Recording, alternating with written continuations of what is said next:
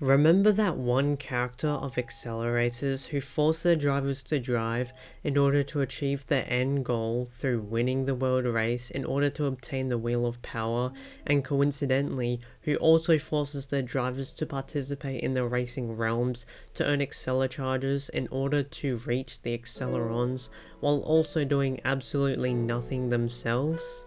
You must be thinking, it's Gelorum, right? Yeah, of course, but who does that also seem awfully familiar like?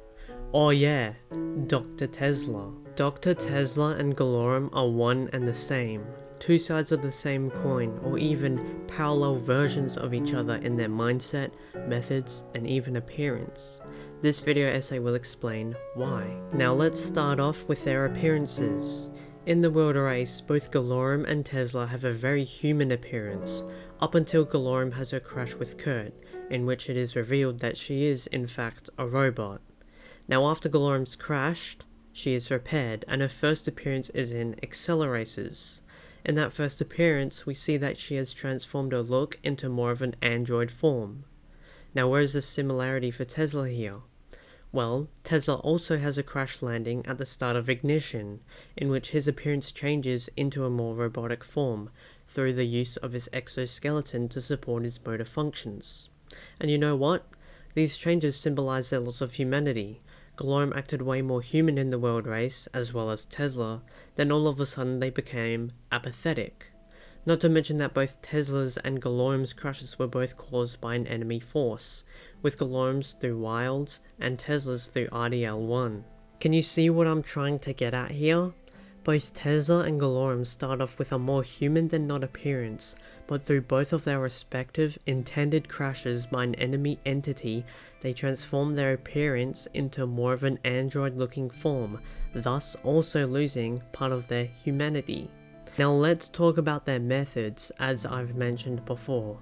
Both leaders of their factions force their drivers to go in the racing realms to win AcceleCharges, with Tezla prioritizing the AcceleCharges over his drivers. Drivers with AcceleChargers should be especially careful.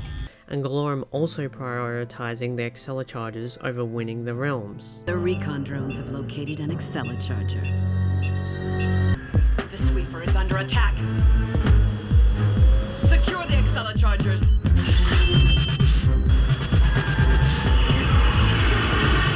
And where does this prioritization come from? This prioritization stems from Gelorum and Tezla wanting the AcceleCharges to 1. Utilize their power, and 2. Reach the Accelerons. It is evident that Tezla thinks the AcceleCharges are the only way to win. The strange powers you reported, the things their cars can do, I believe they earn new powers every time they complete a racing realm. Soon, it will be impossible to stop them. Similar to how Gelorum used all the AcceleCharges to win in the ultimate race. You cannot defeat me, human. I have the AcceleChargers. It is also evident that the AcceleCharges are the key to the Accelerons.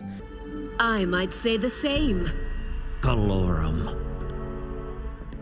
Drones were created to race against the Accelerons, and now you have given me the means to face them again, and finally defeat them. The AcceleChargers. Yes. The racing realms are the final challenge, the test that proves you deserve to race against the Accelerons. Of course. Now I have enough AcceleChargers to pass that test. To become a true AcceleRacer and defeat the Accelerons.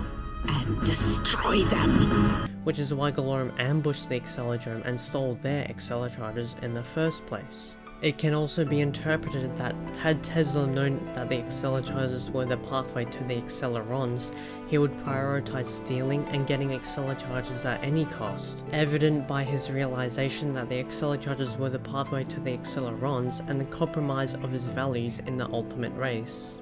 Time to go. To see the Accelerons, face to face. Take me with you! Tezla also tries to preserve the AcceleCharges through the development of the EDR, in which he portrays he wants the drivers to escape, but really, he wants the AcceleCharges to be safe. evident through the implementation of the device after Nolo won the Swamp Realm. I understand now why you didn't put the emergency driver return in the car sooner.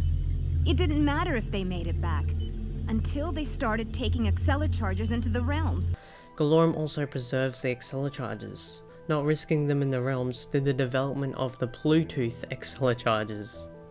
There's actually so much duality between the two, despite the fact that they are both enemies. Both want to reach the Accelerons no matter what their methods. They're willing to sacrifice anything to meet them. Tezla would compromise his moral values to work with Gelorum to meet the Accelerons, and Gelorum would break the rules of the race to win and meet the Accelerons also. And even then, both Gelorum and Tezla have risked their drivers, taking their efforts, and want all the glory to meet the Accelerons on their own. Both characters let their drivers do all the work so that they can take the final piece. It cannot also be a coincidence that Tezla's right-hand man is Gig, while Gelorum's is RDL1, also a robot. Tezla and Gelorum could have very well been the same person, except one was raised in the world of racing, surrounded by Accelerons, and the other was raised in a human world with glimpses of the Accelerons. And that is the duality of Tezla and Gelorum.